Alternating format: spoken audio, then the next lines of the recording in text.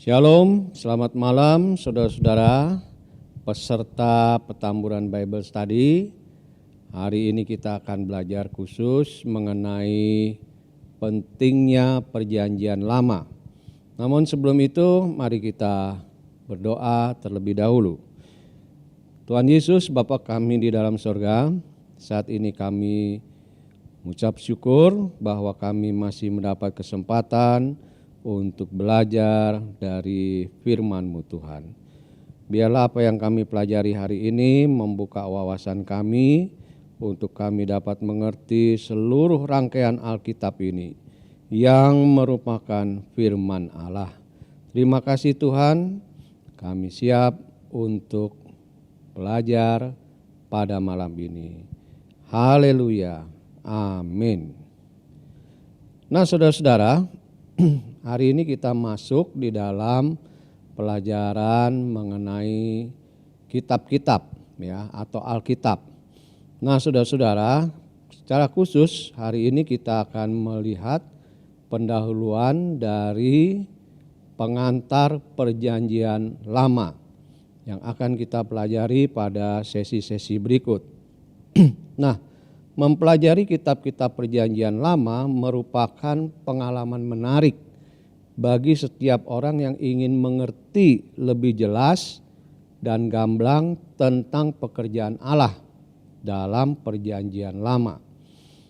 Nah, Bapak Ibu sekalian, kita perlu pertama melihat pengakuan iman Gereja Bethel Indonesia ya, di mana dikatakan dalam butir yang pertama, aku percaya bahwa Alkitab Perjanjian Lama dan Perjanjian Baru adalah firman Allah yang diilhamkan oleh Roh Kudus.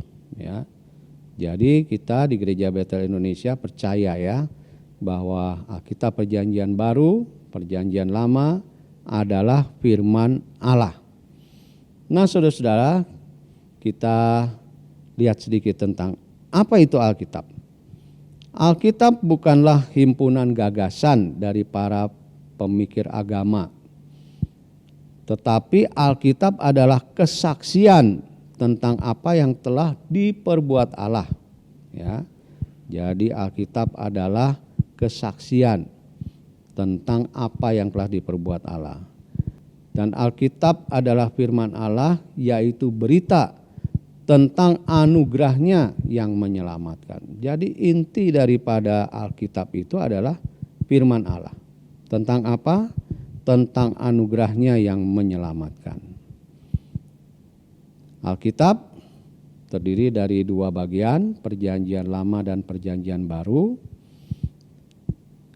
yaitu 39 kitab dalam Perjanjian Lama, dimulai dari kitab Kejadian, berakhir dengan kitab Maleakhi. Perjanjian Lama berisi kitab tentang sejarah, hukum, nubuat, puisi, hikmat, dan apokaliptik. Jadi diberikan kepada umat Ibrani, orang Israel, sebelum kehadiran Kristus di dunia ini. Sedangkan Perjanjian Baru berisi 27 kitab, dimulai dari kitab Matius dan berakhir dengan kitab Wahyu. Ya, jadi Perjanjian Baru ini terdiri dari Injil, sejarah, surat-surat, dan apokaliptik. Ya, diberikan kepada gereja dunia ini setelah kehadiran Kristus di dalam dunia ini. Nah, bagaimana hubungan PL dan PB, Perjanjian Lama dan Perjanjian Baru? Perjanjian Lama itu sebetulnya berperan sebagai latar belakang sejarah ya dari Perjanjian Baru, sehingga kita dapat mengerti Perjanjian Baru dengan baik kalau kita juga mengerti Perjanjian Lama dengan baik. Perjanjian Lama merupakan dasar yang sangat penting dalam memahami Perjanjian Baru. Karena Perjanjian Baru itu terlindungi dalam Perjanjian Lama dan Perjanjian Lama dinyatakan dalam Perjanjian Baru. Artinya saudara-saudara, Perjanjian Baru itu sebetulnya sudah ya ibaratnya sudah dikandung ya di dalam Perjanjian Lama. dan akan dilahirkan, akan terwujud di dalam masa Kristus, di mana nubuat-nubuat tentang Kristus itu menjadi kenyataan, dan disitulah dimulai perjanjian baru. Dan hal ini terbukti saudara-saudara dengan adanya lebih dari 600 ayat dari perjanjian lama di dalam perjanjian baru, ya, baik sebagai petikan langsung persis seperti yang ada di dalam perjanjian lama ataupun tidak langsung. Nah, dalam pelajaran ini akan dipaparkan mengenai betapa pentingnya mempelajari perjanjian lama. Nah, mengapa penting mempelajari perjanjian lama? Pertama, karena perjanjian lama merupakan dasar dari seluruh pengajaran Yesus, pengajaran Paulus, dan semua murid yang lainnya. Jadi saya kira sangat wajar bagi kita untuk belajar perjanjian lama. Karena tadi perjanjian lama merupakan dasar dari pengajaran Yesus. Nah, yang kedua, saudara-saudara, banyak orang percaya tidak bertumbuh dengan baik karena kurangnya pemahaman tentang Alkitab, terutama perjanjian lama. Ada banyak yang salah mengerti soal peranan perjanjian lama dalam kehidupan orang percaya, di mana perjanjian lama dianggap sebagai bayangan saja bagi perjanjian baru. Ya, untuk selanjutnya perjanjian lama saya singkat PL dan perjanjian baru saya singkat PB ya. Nah, padahal kegenapan PB dalam PL justru akan memperkaya kita membaca kebenaran firman Tuhan. Ya. Di mana PL bisa menjadi panutan dan penuntun bagi kehidupan orang percaya. Berkaitan dengan teks, ya, setidaknya ya ada kurang lebih 4.000 referensi pemakaian PL di dalam PB. Jadi kalau kita lihat saudara-saudara, ada banyak referensi ya di dalam PB yang berasal dari PL juga. Nah, sedangkan dalam kaitan teologis banyak konsep dalam PL dan PB yang pada dasarnya itu memiliki kaitan yang sangat erat ya, sangat erat. Contohnya tentang korban, tentang penebusan, dan juga tentang keselamatan. Nah, Bapak Ibu sekalian, pada umumnya umat Kristen itu dapat menerima Alkitab PB dengan mudah. Ya, karena Alkitab PB adalah dokumen yang memberi kesaksian tentang kehidupan, kematian, dan kebangkitan serta pengajaran Kristus yang penuh kuasa, ya, serta sejarah pendirian gerejanya. Kita gampang memahaminya, ya. Akan tetapi bagaimana dengan PL? Sering umat Kristen bertanya, ya, apa gunanya mempelajari kitab-kitab PL? Bukankah PL ya lebih banyak cerita tentang cerita-cerita yang usang dari sejarah bangsa Yahudi, ya, itu bukan Kristenan. Cerita tentang raja-raja, nabi-nabi, ya, tokoh-tokoh yang tidak ada hubungannya langsung dengan kita sekarang ini. Ya. Nah, dapatkah kita menerima keseluruhan PL sebagai firman Allah yang berotoritas mutlak dalam hidup kita? Nah, itu menjadi pertanyaan, saudara. Ya. Jadi pertanyaan di atas itu tadi sangat penting untuk dijawab. Nah, jadi saudara-saudara, pelajaran pertama dari pengantar perjanjian lama yang Anda dapatkan hari ini akan menolong kita untuk melihat PL dari sudut pandang keseluruhan kebenaran Alkitab itu. Ya, supaya kita dapat melihat dengan jelas relevansinya, hubungannya bagi kehidupan kita, Kristen kita sekarang. Apakah ada hubungannya PL dengan PB buat kita? Karena itu marilah kita mencoba mulai dengan menjawab pertanyaan mengapa penting tadi ya mempelajari PL. Dan yang pertama, saudara-saudara, kita akan melihat bahwa PL adalah bagian dari rencana Allah. Ya, PL merupakan malah dikatakan awal dari rencana Allah itu, ya. Jadi cara Allah menyatakan dirinya kepada manusia itu ya dengan memberikan pernyataan yang umum dan pernyataan yang khusus, ya. Pernyataan umum itu bisa ya melalui alam, melalui sejarah, ya.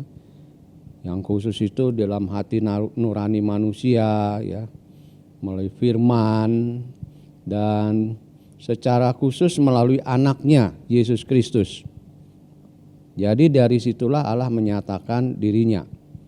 Nah, di dalam pernyataan inilah Allah menyatakan diri dan rencananya kepada manusia di dalam perjanjian lama, dalam PL.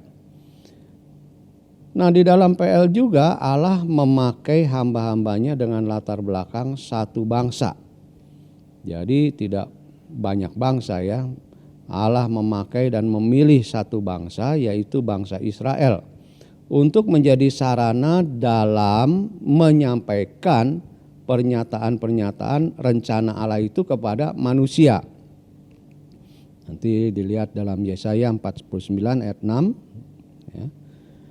Oleh sebab itu, saudara-saudara, sejarah lahirnya bangsa Israel dan bagaimana Allah menyertainya, bahkan menghukum bangsa Israel, lalu juga memberkati bangsa ini, yang kita belajari melalui kitab-kitab dalam perjanjian lama, dalam PL, khususnya menjadi bagian yang tidak terpisahkan, ya, dari kehidupan iman Kristen kita. Mengapa?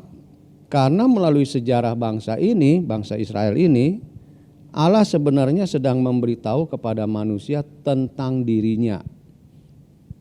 Siapakah dirinya dan apakah rencananya bagi umat manusia? Semuanya ada di dalam PL. Ya. Juga termasuk, saudara-saudara, rencananya bahkan bagi kehidupan kita saat ini. Semuanya itu ada di dalam PL. Jadi dengan mempelajari PL, maka kita itu akan melihat bagaimana Allah secara progresif menyatakan dirinya untuk dikenal. Pertama melalui bangsa pilihannya, yaitu Israel. Lalu selanjutnya melalui orang-orang yang dipilihnya pada masa perjanjian baru itu. Ya, jadi Allah memakai bangsa Israel, memakai orang-orang dipilih, yaitu kita ini, untuk menyatakan dirinya kepada dunia. Karena dunia tidak mengenal dia, saudara. Yang mengenal dia, mengenal Allah yang hidup, orang Israel, dan kita orang-orang yang dipilihnya. Karena itu menjadi tugas kita adalah untuk memperkenalkan Allah, menyatakan Allah kepada orang-orang yang belum mengenalnya. Nah, kemudian saudara-saudara, perjanjian lama juga adalah bukti akan kedaulatan dan kesetiaan Allah. Nah, di balik cerita sejarah bangsa Israel, ya, PL juga menjadi bukti penting akan kedaulatan Allah atas seluruh alam semesta yang diciptakannya, termasuk di dalam manusia. Ya, dialah yang mengawasi sejarah dan yang akan menyelesaikan rencananya tepat pada waktu yang sudah ditetapkannya. Jadi Allah itu punya rencana, dan rencana Allah itu pasti akan terjadi. Beberapa sudah terjadi, dan semuanya diucapkan itu dinubuatkan di dalam perjanjian lama. Dia juga yang memilih hamba-hambanya, ya, sesuai dengan kedaulatannya untuk apa? untuk melaksanakan rencana kekalnya itu. Ya, ia memilih Musa untuk melepaskan bangsa Israel dari Mesir, ya. Allah memilih Daud, Allah memilih nabi-nabi yang lain, Yesaya dan sebagainya, ya. Untuk apa? Untuk melaksanakan dan merawat rencana kekalnya itu, ya. Sehingga melalui mereka-mereka itu maka semua rencana Allah itu bisa berjalan terus, ya. Dan kita hari ini dapat menikmati rencana kekal Allah, yaitu keselamatan, pengampunan dosa itu. Nah, karena itu saudara-saudara, di sini sekaligus PL juga menjadi bukti pernyataan progresif akan kesetiaan Allah. Ya, Allah itu terus bekerja dalam sejarah, termasuk ketika Israel tidak taat, tidak setia kepada Allah, tetapi Allah itu tetap setia pada janjinya. Ya, inilah manusia itu memang begitu, ya. Sudah diberikan privilege, ya. Bangsa Israel itu dapat privilege yang luar biasa, ya, menjadi umat pilihan Allah. Tetapi mereka itu sekali-sekali waktu itu berontak juga kepada Allah, tidak taat. Tetapi kita melihat di dalam perjanjian lama, disitulah dinyatakan bahwa Allah itu Allah yang setia. Meskipun tadi Israel berontak pada Dia, tidak setia, Allah tetap setia pada janjinya. Ya. Oleh karena itu kitab-kitab perjanjian baru tidak mungkin dilepaskan dari PL, saudara. Ya. Karena janji Allah itu di dalam PL digenapi di dalam PB. Dan harus diingat, Allah dalam PB adalah juga Allah dalam PL yang setia melaksanakan rencana kedaulatannya, yaitu rencana keselamatan bagi umat pilihannya. Nah, ini kita mesti ingat kembali kepada awal kejatuhan manusia di Taman Eden, ya. Di dalam kejadian itu Allah berkata bahwa keturunan perempuan ini akan meremukkan kepala daripada ular. Kapan itu diucapkan? Wah, di awal sudah daripada seluruh sejarah manusia itu. Ya. Dan terus berjalan di dalam perjanjian lama itu sampai kelahiran Yesus Kristus di dalam dunia ini.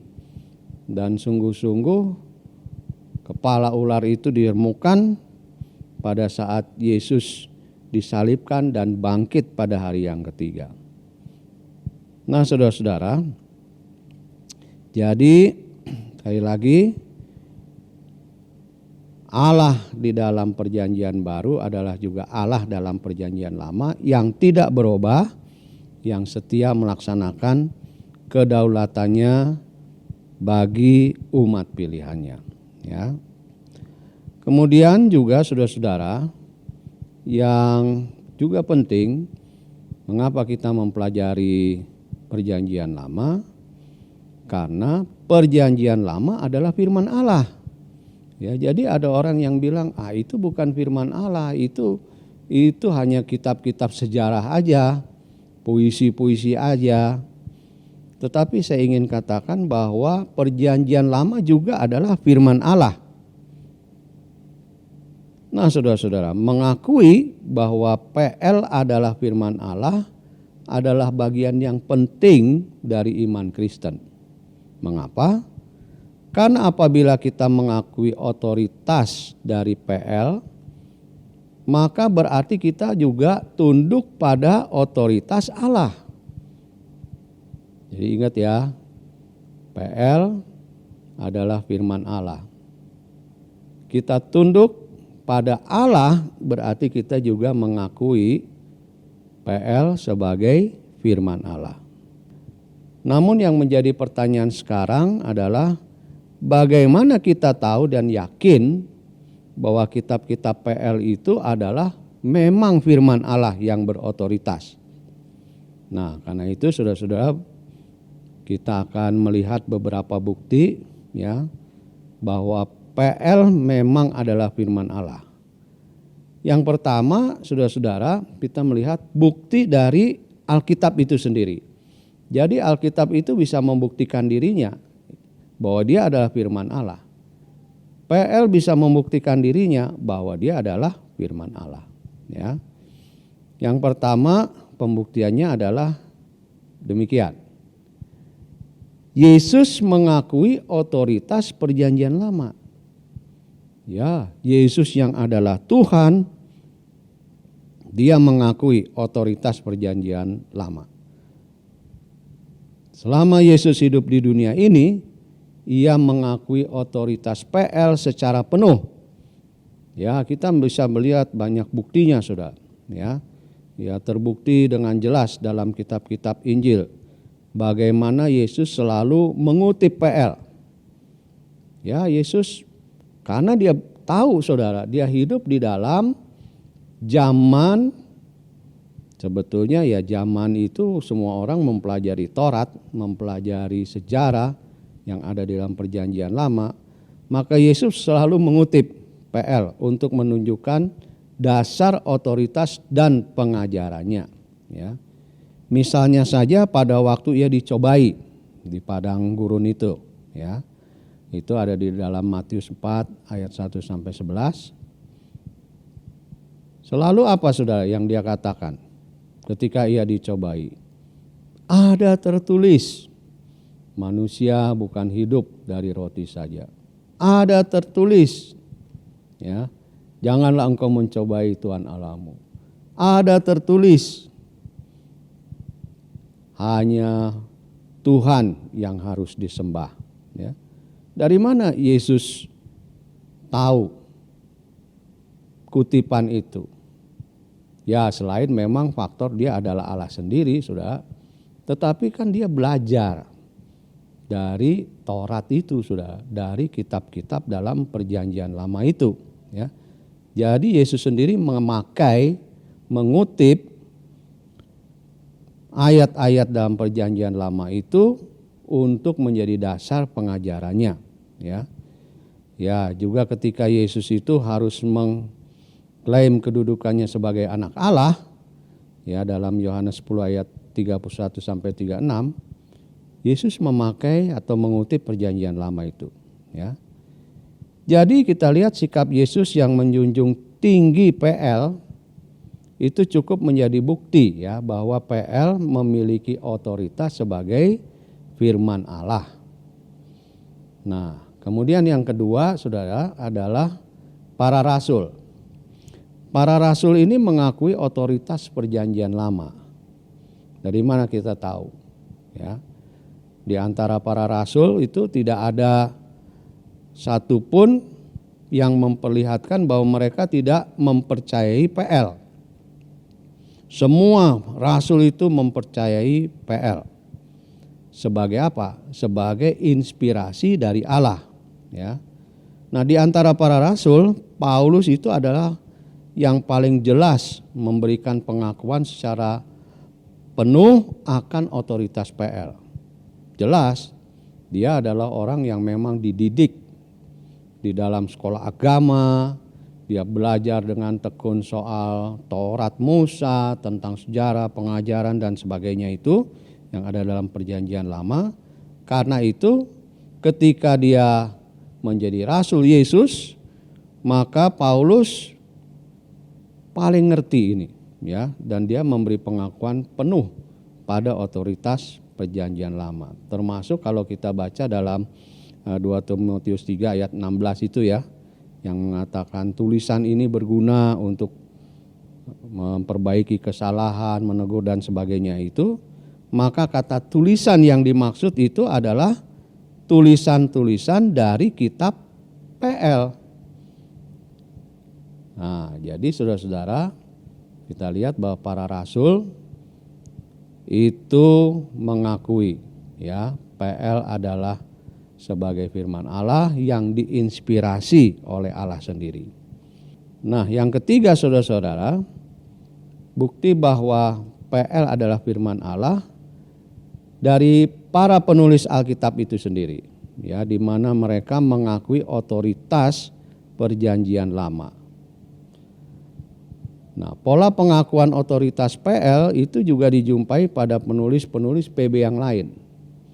Ya, jadi itu sama, ya, pengakuannya itu sama.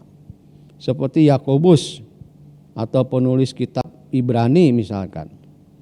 Mereka melihat PL itu bukan sebagai rangkaian sejarah dan peraturan yang mati saja, ya, tetapi mereka melihat sebagai kisah yang hidup tentang karya Allah yang menyelamatkan manusia. Nah, jadi ini mereka melihat bahwa PL itu adalah kisah yang hidup. Ya, nanti sudah bisa baca dalam Yakobus 1 ayat 22 dan 23 serta Ibrani 4 ayat 12. Nah, jadi saudara-saudara, itu adalah bukti dari Alkitab sendiri, dari dalam Alkitab sendiri, ya. Nah, sekarang ada juga bukti dari luar Alkitab yang membuktikan bahwa PL adalah firman Allah. Dari mana? Dari bapak-bapak gereja, ya, yang secara aklamasi menerima pengakuan akan otoritas PL sebagai firman Tuhan, sebagai firman Allah melalui pengkanonan Alkitab. Ya, nanti kita akan belajar dalam sesi selanjutnya bagaimana itu proses pengkanonan Alkitab dan sebagainya, ya. Jadi dinyatakan bahwa masing-masing kitab PL itu menunjukkan sifat yang tidak dapat dipisahkan dari pengilhaman ilahi. Jadi semua tulisan dalam PL itu ditulis oleh para penulisnya karena ada pengilhaman ilahi. Nah, kemudian saudara, kita juga melihat bahwa Allah lah yang memberikan inspirasi kepada para penulis PL. Nah, itulah sebabnya sekalipun para penulis PL ini hidup pada zaman dan latar belakang yang berbeda, ya. Ada yang beda 100 tahun, 500 tahun, ya. Tetapi berita yang mereka sampaikan itu tidak ada yang saling bertentangan, tidak ada yang saling bertabrakan, saudara. Malah sebaliknya memberikan satu benang merah, ya, benang merah berita yang menunjukkan pada karya keselamatan Allah, ya. Jadi kalau sekarang mungkin dipakai istilah apa, ya, saling sinergi gitu, ya.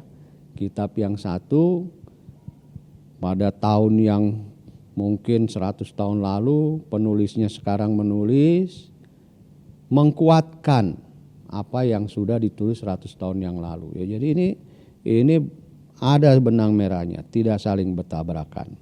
Dan itu merupakan satu bukti bahwa PL itu firman Allah yang diilhamkan oleh Allah kepada para penulisnya. Nah, berikutnya saudara, bukti bahwa PL adalah firman Allah dari luar Alkitab adalah karena kita melihat begini, ya, secara praktis terbukti bahwa kitab-kitab PL itu telah menjadi standar kebenaran dan memberikan manfaat yang sanggup mengubah kehidupan manusia, ya. Jadi orang yang tidak beradab menjadi orang yang beradab, ya. Orang yang tidak punya tatanan menjadi punya tatanan, ya. Ya, karena apa, saudara? Karena Allah lah yang ada di balik penulisan itu. Misalkan yang jelas adalah seperti 10 perintah Allah lah, ya. 10 perintah Allah itu mungkin menjadi mother, ya, dari segala hukum di dunia ini, ya, yang mengatur norma-norma hukum, menjadi sumber, ya. Lalu juga hukum kasih Ya, itu kan dari perjanjian lama itu sudah ada, sudah tertulis itu ya. Tentang etika, tentang kekudusan. Oh, apalagi dalam PL, kekudusan itu hal yang sangat ditekankan ya. Dan itulah yang memberi manfaat. Sampai hari ini pun karena peraturan-peraturan itu, perintah-perintah itu, maka kita bisa mempertahankan kekudusan. Bisa hidup di dalam tatanan yang baik. Punya nilai-nilai yang sesuai dengan kehendak Allah ya. Ya, ada banyak lagi ya yang menjadi standar kebenaran dan memberikan manfaat pada kehidupan manusia. Nah, kemudian saudara-saudara, mengapa kita penting mempelajari perjanjian lama? Karena perjanjian lama berisi nubuat bagi perjanjian baru. Ya. Kitab-kitab dalam PL itu banyak menunjuk pada nubuat-nubuat yang akhirnya digenapi pada masa PB. Ya, misalkan dalam Matius 9, Lukas 24, ya, Roma 10. Itu bisa dilihat, dijelaskan ya bahwa nubuat-nubuat itu sudah terpenuhi, sudah digenapi. Nah, keseluruhan dan kelengkapan berita keselamatan itu juga harus dimulai dari PL dan diakhiri dengan PB. Tadi saya sudah katakan, mulai dari Taman Eden sampai di Bukit Golgota ya. Bahkan nanti ini masih akan berlanjut terus sampai di langit dan bumi yang baru itu ya. Sehingga jelas di sini keduanya PL dan PB tidak dapat dipisah-pisahkan.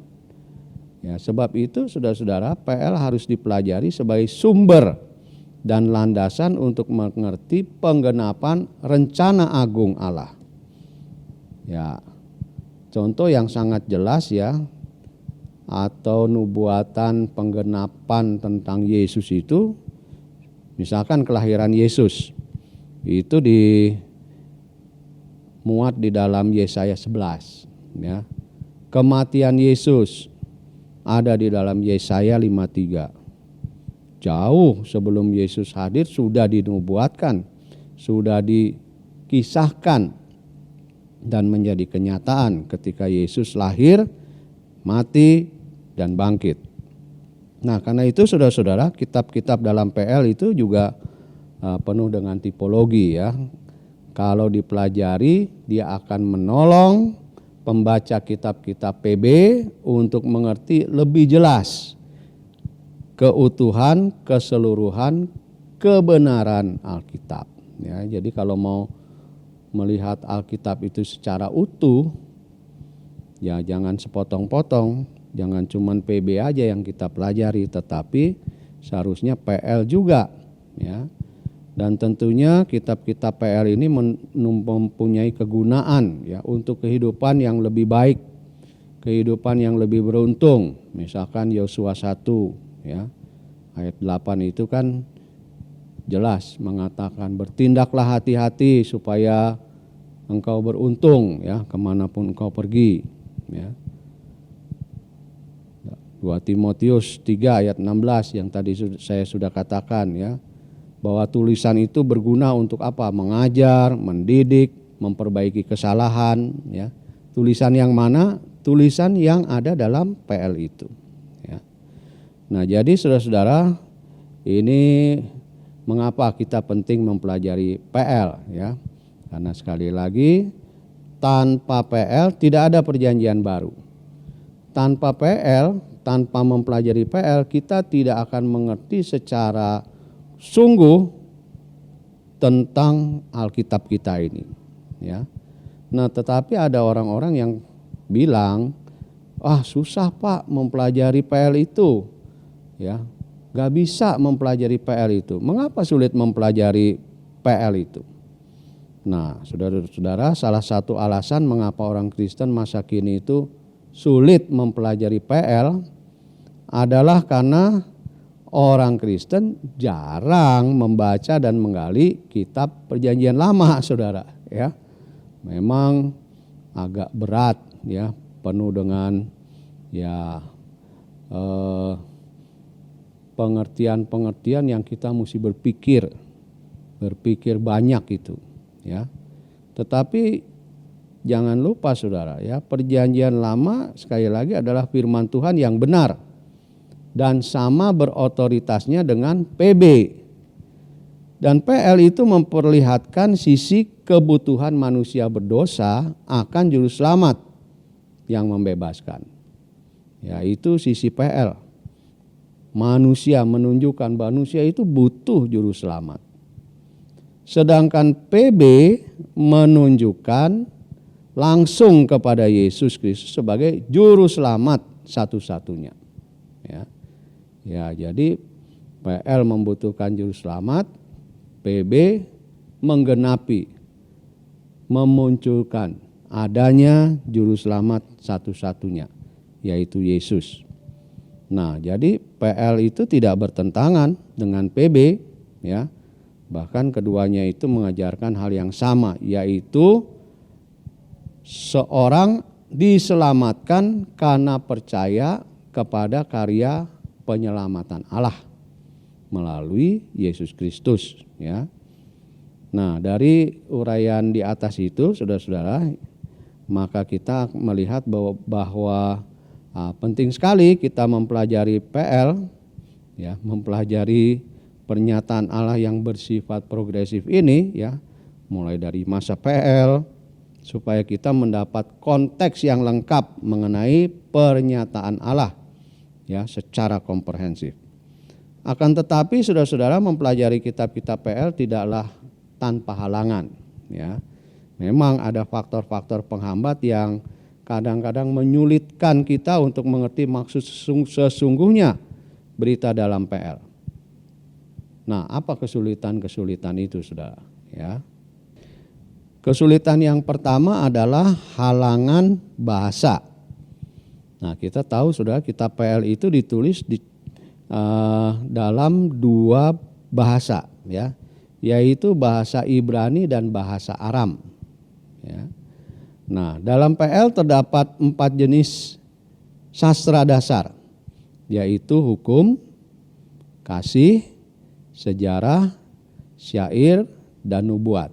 Ya. Nah, bahasa Ibrani PL itu adalah suatu sistem penulisan abjad dan tergolong sebagai bahasa Semit Barat Laut yang jauh berbeda dengan sistem penulisan suku kata dari bangsa Asyur dan Babel. Beda, ya. Sebab itu kitab PL sebagian besar disampaikan dalam bahasa Ibrani kuno yang kadang tidak dapat secara jelas diterjemahkan dalam bahasa Indonesia. Ya, jadi artinya itu bisa memang berbeda, saudara. Ya. Jadi satu kata itu bisa mengandung beberapa arti. Nah, itu menyulitkan terjemahan di Indonesia karena bahasa Indonesia itu ya satu kata satu arti, dan itu bisa menyebabkan maksud yang sesungguhnya itu bisa tidak tersampaikan, ya. Nah, karena itu saudara-saudara, kita melihat lagi bahwa inilah yang menjadi kesulitan, ya, untuk kita mempelajari Alkitab karena bahasanya itu memang berbeda.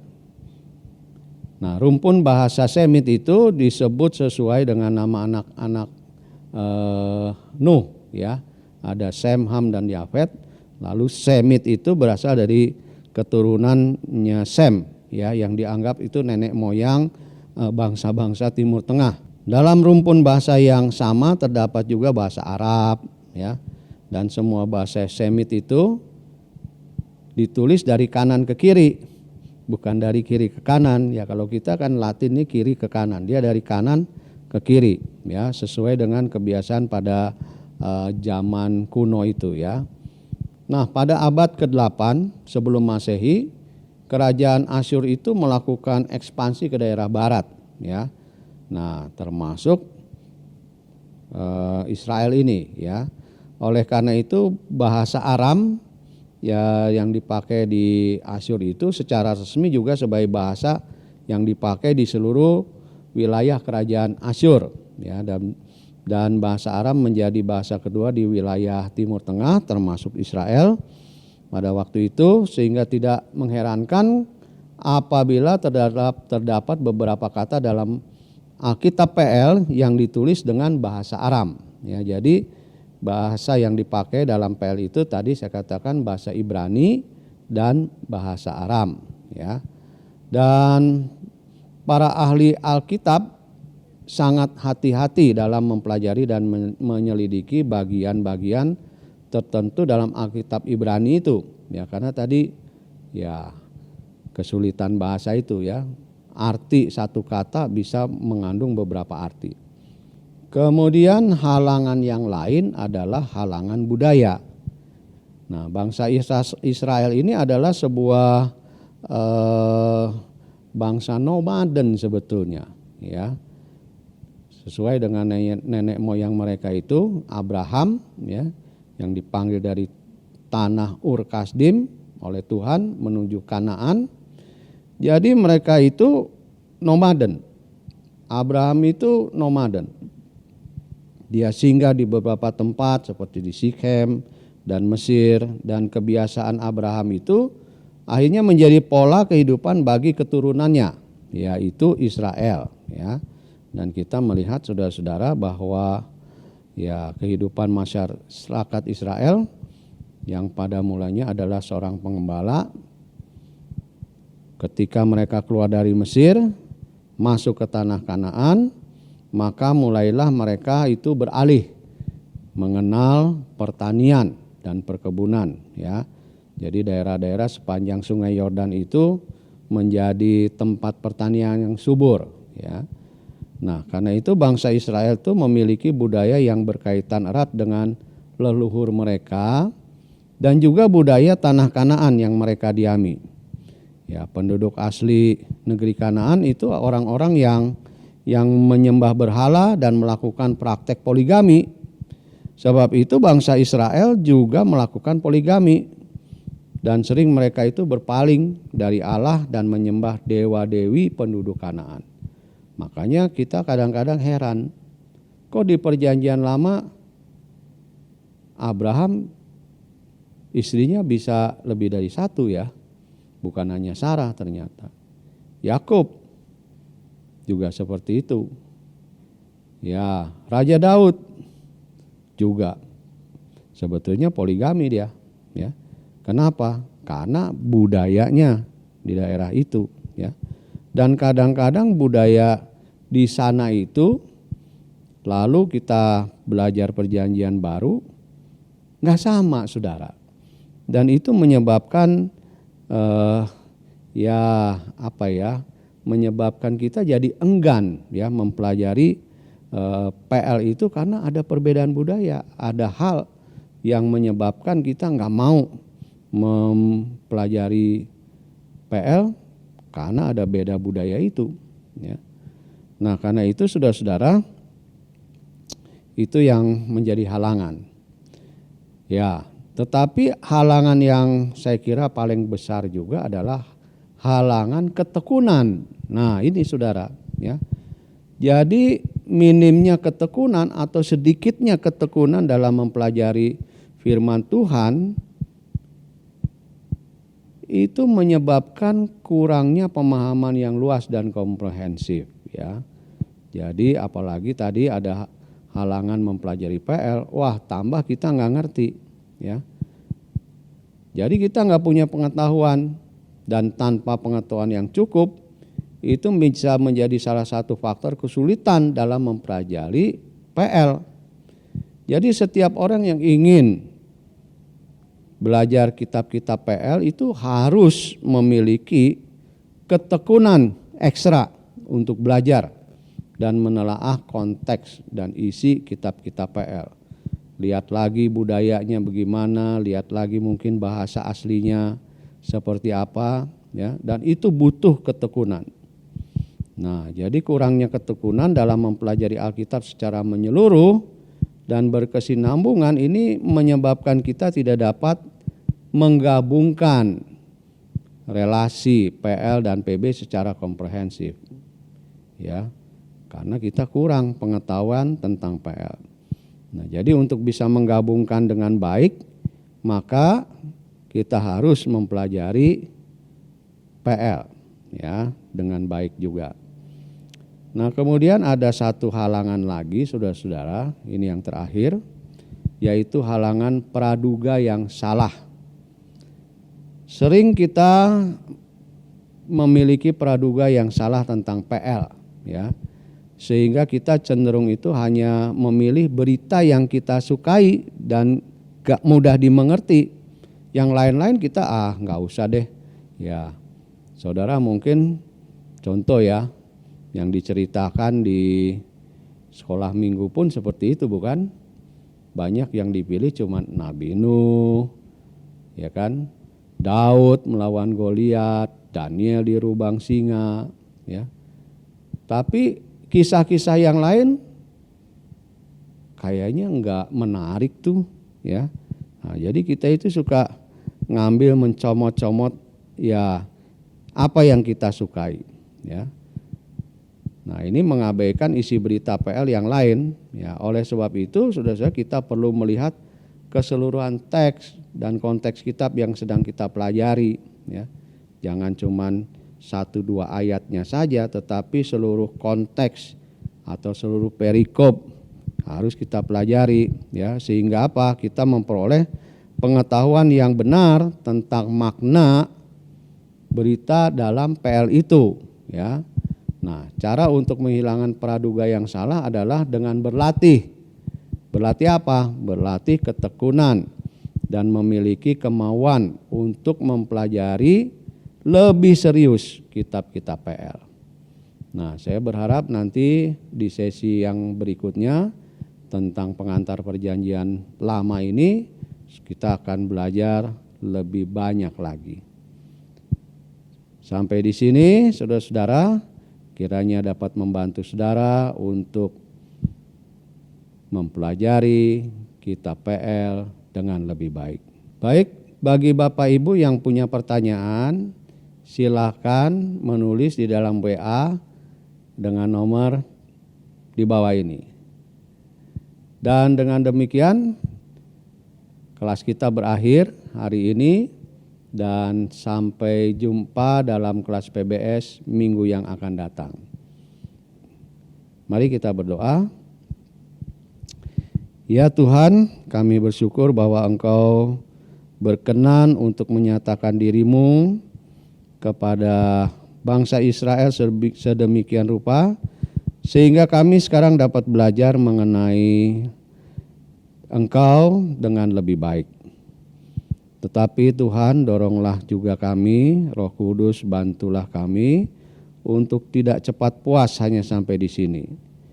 Tuhan, ajarkan kami untuk semakin rindu mempelajari firman-Mu, khususnya di dalam perjanjian lama, sehingga kami bisa menjadi semakin dekat dan semakin mengenal Engkau, mengenal kehendak-Mu dan belajar